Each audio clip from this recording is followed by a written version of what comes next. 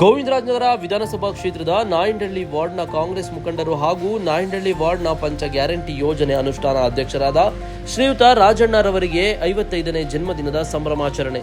ಸ್ನೇಹಿತರು, ಕುಟುಂಬಸ್ಥರು ಹಾಗೂ ಕಾಂಗ್ರೆಸ್ ಕಾರ್ಯಕರ್ತರ ಸಮ್ಮುಖದಲ್ಲಿ ಕೇಕ್ ಕಟ್ ಮಾಡುವುದರ ಮೂಲಕ ಹುಟ್ಟುಹಬ್ಬವನ್ನು ಅದ್ದೂರಿಯಾಗಿ ಆಚರಿಸಿಕೊಂಡಿದ್ದಾರೆ. ಈ ಸಂದರ್ಭದಲ್ಲಿ ಶಾಸಕರಾದ ಪ್ರಿಯಾ ಕೃಷ್ಣರವರು ಆಗಮಿಸಿ ರಾಜುರವರಿಗೆ ಸಿಹಿ ತಿನ್ನಿಸುವುದರ ಮೂಲಕ ಹುಟ್ಟುಹಬ್ಬದ ಶುಭಾಶಯಗಳನ್ನು ಕೋರಿದರು.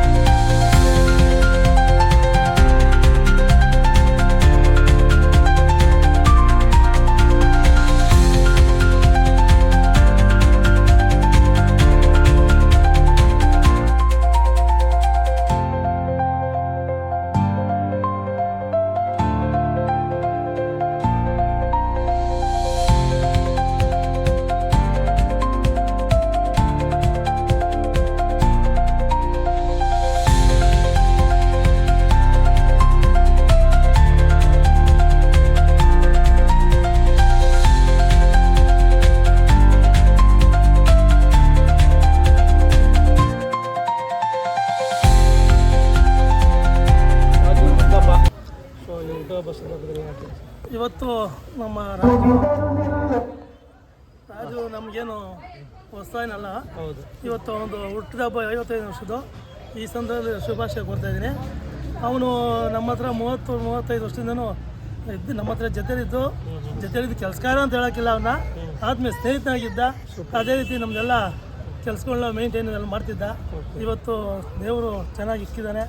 ಒಂದು ಇವತ್ತು 55ನೇ ವರ್ಷದ ಹುಟ್ಟಿದಬ್ಬ ಎಲ್ಲ ಹಾರೈಸ್ತಾರೆ. ಇವತ್ತು ಅವನು ಹುಟ್ಟುಹಬ್ಬ ನಿಮ್ಮನ್ನೆಲ್ಲ ನೋಡಿ ಸಂತೋಷ ಆಯಿತು.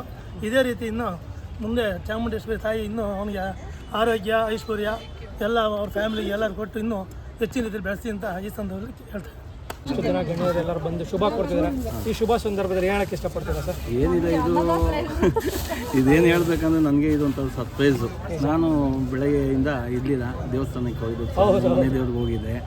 ಬಂದೆ ಸಂಜೆ ಒಂದು 6:50 ಟ್ರೈನ್ ಬಂದಾಗ ನೋಡೋದು ಇದೆಲ್ಲ ಅರೇಂಜ್ ಮಾಡಿದ. ಅದಕ್ಕೆ ನೋಡಿದ್ರೆ ನಂಗೆ ಒಂಥರ ಆಶ್ಚರ್ಯ. ಇದೇನಪ್ಪ ನಾನು ಬೇಡ ಅಂತ ಹೇಳಿದೆ, ನನ್ನ ಮಗ ಇದೆಲ್ಲ ಅರೇಂಜ್ ಮಾಡಿಬಿಟ್ಟಿದ್ದಾನೆ ಅಂತ ತುಂಬ ಖುಷಿ ಆಯಿತು. ಅದರಲ್ಲೂ ನಮ್ಮ ಯಜಮಾನ್ರು ಬಂದಿದ್ದಕ್ಕಂತೂ ನನಗೆ ಇದ್ದಿದ್ದು ತುಂಬ ಖುಷಿ. ನಾನು ಯಾರಿಗೂ ವಿಷಯ ಏನು ಅಂತಲೂ ಗೊತ್ತಿಲ್ಲ. ನನ್ನ ಪ್ರೀತಿಯಿಂದ ನಾನು ಅವ್ರ ಹತ್ರ 30 ವರ್ಷ ಸೇವೆ ಮಾಡಿದ್ದೀನಿ. ಅದನ್ನು ಆ ಸೇವೆನ ನಾವು ಯಾವತ್ತೂ ಮರೆಯೋದಕ್ಕೆ ಅವರು ನಮ್ಮ ಮನೆಯ ಮಗನ ಥರ ನಮ್ಮನ್ನು ನೋಡ್ಕೊಂಡಿದ್ದಾರೆ.